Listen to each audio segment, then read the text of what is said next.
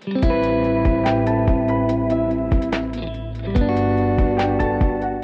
hey everyone, welcome back to the It's Time to Grow Up podcast. I'm your host, Jaslyn, and this is a podcast where I talk about everything that you might go through when navigating your 20s, as I am a 20-something-year-old myself. So, today's episode is going to be about how to find a hobby in your 20s. Now, when I graduated college, I did not realize how important finding a hobby was. It came to my mental well-being, my sanity, my overall clarity when it came to my life, and it didn't feel like I was going to have a mental breakdown every 5 seconds because all I thought about was work. A hobby is very, very important for all those things. So let me give you guys a little background of how my journey to finding a hobby came to be. So I graduated college in May 2023, so I've been out of college for about a year now. Once I started working, I became a workaholic. I was always thinking about work, always wanting to do the next big thing, always working on the next big project, talking to my friends about work and how work was going, because I was one of the first people out of my friend group to get a full-time job after college. So that's honestly all my life turned into was work. And let me tell you right now, if all your life is just what you do for work, please find something else to do with your time. I promise you that these jobs, these places that you work do not care. Once you leave, they do not care. So there's no need for you to try to dwell on what you can do better, XYZ. Honestly, obviously there is a point of like, yeah, you need to care about your job because that's how you get paid to do stuff. But that does not need to be your life 24/7. I promise you. And this all came to a head when one day I kind of had a mental breakdown. I honestly just thought I was boring. Like, I just thought that I didn't have anything, not saying I didn't have anything going for my life, but I just felt like I didn't really do a lot with my time. And if I think about that too much, I think that I'm wasting time. And that is just something that I don't want to do, is waste my time doing stuff that I don't care about or that doesn't matter in the long run. So I knew that I had to find a hobby. Now, there are some important reasons on why you should have hobbies, not just to fill your time, but honestly, they're good for stress relief. They can bring out your inner child. So I'm not trying to be all woo-woo on you, but I feel like things that you did as a child, you still want to do when you're 20, 30, 40 years old. You just don't know because you've been prompted or told as you grow up that your childhood is over. You can't do anything that you did as a child because you're an adult now, and you have to just leave all that stuff behind. It doesn't matter. You're 18 plus years old. You can't do anything that you were a child. Like, that's old. You can't do that. Doing these hobbies that you thought were interesting when you were 5, 6, 7, 8, however, teenager years old, is fun. It's fun to go back and see, like, dang, I liked doing this when I was a kid. I should try to do it again. Like, maybe I'll like it. And you usually end up liking it, in my experience. Also, you can develop new skills. I have tried a lot of new hobbies in this past year that I would never try in my lifetime because I didn't think I would be good at it. I'm a type of person where if I'm not good at something that I try one time, I'm never going to want to do it again. But I realized if I want to find hobbies, I have to keep trying until I get good. I can't just expect myself to be good at every little thing that I pick up because that is not possible. That is not how life works. So I had to realize that early on that, not everything I touch I'm going to be great at, and that's fine. That's honestly fine with me. And lastly, you can build confidence in any of these skills that you pick up. These skills could relate to your job if you want to, but these could also just be something fun that you like to do on the side. Honestly, that's what I do it for, is to just have fun and to be creative. I've always been a creative person, but I felt like once I graduated college, especially even in college, I felt like I kind of had to put my creative side away to kind of go forward in my schooling or my career because I quote unquote didn't have enough time to do stuff because I was so focused on school or the internship that I was in or the work that I was doing once I got my full-time job, when in reality we make time for the things that we want to do. Which gets me to my next point. A lot of people say they don't have time to find a hobby or to make time for a hobby, but let me tell you right now, you do have time. You just have to make time for said hobby that you want to try and that you want to do. For my experience, I find that blocking out times, especially after work or even on the weekends, in the morning, if you're a morning person like me, to do these things that bring you joy is always going to be helpful and always going to be beneficial to your life because you're making time for the things that you want to do. For example, I go to the gym at 4:45 in the morning. Now, some people may not consider the gym as a hobby, but I kind of do. That helps me get into wanting to go if I don't think of it as like a only workout type thing. I think of it as like something that I like to do. Like I buy new workout clothes for the gym. I buy energy drinks, different things that you can buy for the gym. It can become into a hobby, especially if you like strength training, weightlifting, swimming. If you like to play a sport, that could be a hobby. And I just feel like if you want to do these things, you're going to have to make time. That's it. And there's a lot of things that you can cut out of your life or lessen in your life to make time for these newfound hobbies that you have. Like for me, I have deleted social media. I haven't had TikTok or anything on my phone for the past, I think, almost month. And that has saved me so much time. So I'm able to do the things that I like starting this podcast, starting to read more books, starting to go on walks after work, starting to go to the gym more consistently. Like all these things I've made time for by cutting out one thing that honestly wasn't adding that much to my life. So that is a way that if you're saying that you don't have time to start something new, you can find time. You just might have to cut out something that you honestly are maybe wasting your time on in the first place and replacing it with something that you actually want to do. Now, I have some questions that you can ask yourself if you are trying to figure out what hobbies to do, because if you are in my case, this time last year, I had no idea where to start because I've always been a workaholic. I've always focused on one thing. So when it's like, okay, well, if I'm not going to focus on work, what am I going to do? Like, what do you mean? Like, what is there else to do? So one thing you can ask yourself is, what did you like to do as a child? Personally, I enjoyed making home videos. I remember my mom had this little point and shoot camera, and me and my best friend / neighbor would make videos, just running around making videos of random stuff. And I remember I posted my first YouTube video when I think I was like 10 or 11. And that is something that I really enjoyed doing. Now, when I was in college, I kind of took a break from making YouTube videos just because I was so focused on school. So once I graduated, I was like, okay, well, maybe I can try to make videos again. And I started to make weekly vlogs. I started to talk about my experience in college. And now, let me tell you, those videos didn't get any views, didn't get any brand sponsorships, didn't get any, advertisement or anything on those videos, but they were fun to make. And I think taking that pressure off of having to be so good at the hobby you try is very helpful, because it's like not everything you do is going to be great. And that's just how life is. Not everything you do is going to be great. But if you have fun during that process, during that experience, that is all that matters.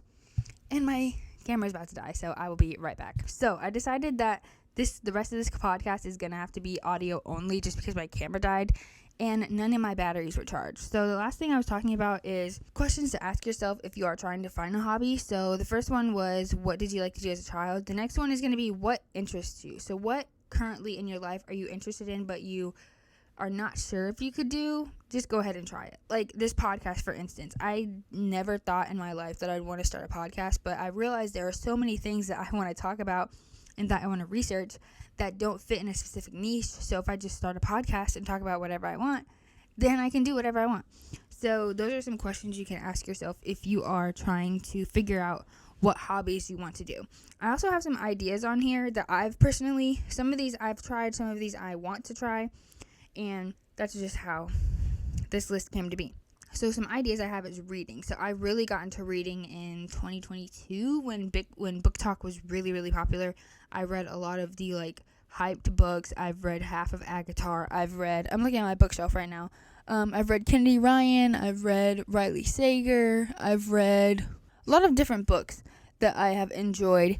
And I would never know that I enjoyed reading because I never read obviously I read when I was a kid, but I never read for pleasure when I was a kid. I only read for school assignments. So when I found out that I enjoy reading, I was like, oh, okay, I'm gonna buy every book known to man and read all of them right now. And it's been really fun exploring different stories by different authors that I come to love now, and just seeing how my reading taste has changed over the past 3-4 years now. It has been really, really fun to see how that has changed overall. Next I have is writing. So I've never been a big writer, but I actually started a blog after I graduated college because I wanted to just try something new. I've always wanted to have like my own website and my own place to share all my ideas. Also why I started this podcast. And I've realized that writing is very therapeutic. I am not the best writer because since I don't talk a lot, I don't write a lot because I don't know what to say.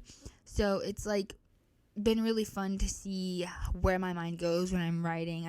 I usually write about like personal development type stuff, but it's just been fun seeing what I write about, what comes to my mind when I am writing. Next thing, like I mentioned before, exercising / going to the gym. I've been going to the gym on and off for the past year now. I got my gym membership as soon as I started my full-time job to kind of make it as like an incentive to go like, hey, I got this new job. I'm going to start going to the gym. And that's been very, very nice to just kick off my day with working out and moving my body, because that is something for me first thing in the day before I go to work, before I start dealing with projects for someone else. I work on myself, which is going to the gym, which I have always loved working out. I did JROTC in high school, so I feel like working out has kind of become a part of my life. A part of my life automatically, just because I did that when I was in high school.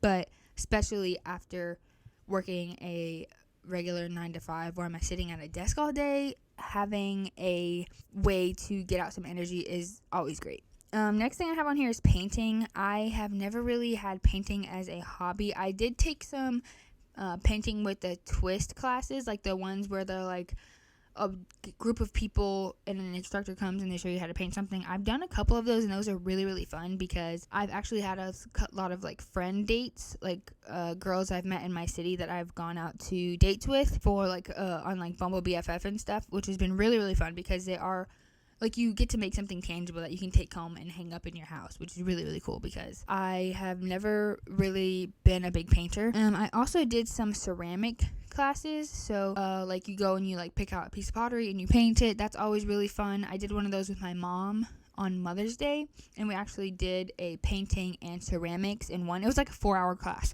Now, would I recommend that to everyone? No, because it was so long. It was so long taking this class and having to paint a ceramic and make the thing out of clay. It was a lot, but it was really fun. I got to bond with my mom, which was fun. Next thing I have on here is journaling. I really want to get into journaling because I feel like that is just helpful in many different aspects, not just being a hobby, but mental clarity, writing out your feelings, trying to, plan something, track something. I feel like memory keeping, journaling is very, very helpful when it comes to that. And I have tried to start journaling. I'm not very consistent with it. I journal at least once a week, which is my goal right now. But I've always wanted to be like the aesthetic journal girly who has like collages and pictures and things in their journal. Right now, I just really write about my day to day, or if I'm going through something that I want to write about, I'll write it. It's just a fun memory keeping thing that I like to do. Next thing I have is sewing. Now, I started sewing last fall. So fall 2023, I really started sewing, and it's been really, really fun to sew. This is honestly where I'm going to get into the topic of not monetizing your hobbies, which I don't think a lot of people talk about that, especially in this capitalistic hustle culture environment that we're in nowadays. There's a lot of pressure into monetizing your hobbies, which I have fell into many of time. If you have, been in a place like me, you've tried to monetize every little thing that you're good at, and honestly, that's just not a good approach to when it comes to hobbies, especially if you're trying to monetize something that you genuinely love doing. As soon as you start making money from it, some way down the line, you're going to lose some of your passion for it. I'll give you an example when it comes to sewing. So I started sewing scrunchies fall last year, like I said. And as soon as I started being good at them, I started to sell them on Etsy. I made about 10 or 15 sales, but I went all out. I had an Etsy page, a Facebook page, a TikTok page. I started making YouTube videos about my small business that I started with making scrunchies. And once I started to make money, it felt like a job, which it was. I was making scrunchies for order. And I honestly started sewing because my grandmother and my great-grandmother sewed me quilts and stuff when I was little. I was like, oh, that would be fun to learn, just to make some other stuff for myself and for my friends and for my family, and to just practice sewing. But once I started to sell them, I kind of didn't want to do it anymore because I felt this pressure to always be creating content about the scrunchies I sewed, or create videos about the scrunchies I sewed, or have certain requests and things about the scrunchies I sold. And after a while, I was like, I don't want to do this anymore. Like, I'm tired of sewing for profit. And I started to sign up for these events for like craft fairs and stuff, and it was just like, I don't want to do this. I did this because I thought it was fun. I didn't want to do this as a job. And literally my boyfriend told me, okay, well, when you start doing this, I don't want you to make this like a side hustle or anything because you're going to lose your passion for it. And I didn't listen to him, and lo and behold, I lost my passion for it. So this is just a reminder to not monetize every little thing that you do. I've done this with so many things. I've tried to do it with my YouTube channel. I've tried to do it with my blog. Like, a lot of the things I've started, especially when I graduated college, because I just was so money hungry and I wanted to make six figures and make a lot of money and all that stuff. Everything I tried to do, I wanted to make money from it. And honestly, now that I've been a year out of college, I've realized that money is not everything. Even though capitalism and hustle culture will tell you that like every waking second of the day you should be trying to make as much money as you can, that is not sustainable. We should enjoy things in life. If you like to read, if you like to draw, you don't have to make money from that. You can just do it to have fun. And that is where I'm going to end this podcast, by talking about something that I started that I have absolutely loved, that I have not made a single dollar from, which was starting my book club. So I started a book club in my local community almost a year ago, which is crazy. I started it in, I think it was June or July of 2023. I started a local book club of about give or take about 5 to 10 people that come every month, and we just talk about books. It's been so fun to meet some women in my community that I would have never met. They're from different walks of life, different ages, different ethnicities. You know, they have different reading tastes, and it's just been fun to read some really, really cool stories that I would have never picked up, because some of these books are just not the genre I would usually read, and I end up loving them. Or they're genres that I like to read, and I just end up hating them. And it's been really fun to meet up with these ladies and just talk about something that we all enjoy, which is reading. And it's just been fun. We just get together and talk every month, once a month, and it's been fun. And that kind of shows you that hobbies do not have to be all strenuous. Like, they don't have to be something you do 24/7. You want to do all the time, because I feel like that's another thing that people kind of get wrong about hobbies, or just starting something new in general. You don't have to be in love with your hobby. You don't have to want to do it 24/7. And if it's just something that you do once or twice a month, that is cool. It's still a hobby. You don't have to do it every single day to consider a hobby or something that you really, really like to do. Which I think I had that misconception as well when I first started, because I thought that these hobbies that I wanted to do I had to be in love with them. I had to want to do them 24/7. Like, I had to eat, breathe, sleep this hobby or this idea of something that I wanted to do. I kind of did that with reading when I first started. I would read all the time. I would listen to audiobooks. I would read ebooks and physical books and watch videos about authors and books that are coming out. And honestly, consuming that much content or that much of one thing, you're going to get burnt out. Even if you're not doing the hobby, watching so many videos and so many TikToks about it, it's just going to make you feel overwhelmed. Honestly, that's what happened to me. I just felt so overwhelmed with all this information and all this stuff about a hobby that I haven't even got into yet. Like, I don't know. It was just a lot. But anyway, that is honestly all that I have for this episode. I just wanted to come on here and talk about that because I feel like that is a big topic that people are talking about now, because people are realizing how boring life can be if you don't have anything besides work. So let me know if you have any hobbies that I didn't mention, or any hobbies that you love doing. Leave them in the comments. I'm going to post a little Q&A, I think it's called, in the Spotify episode. So let me know down below what you think, and I will see you guys in my next video. This is a podcast. I'll see you guys in my next episode. Goodbye.